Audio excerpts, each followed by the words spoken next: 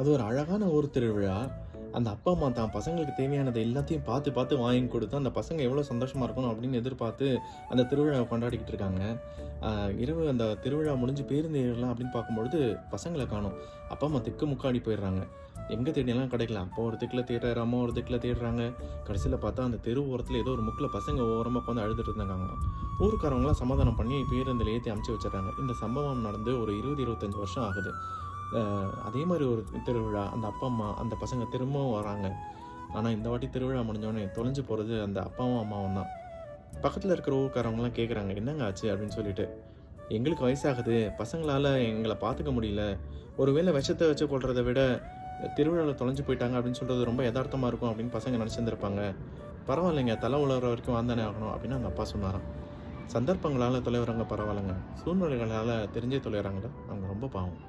உறவுகளை பேணி காப்போம். தமிழ் அறிவோம். தமிழ்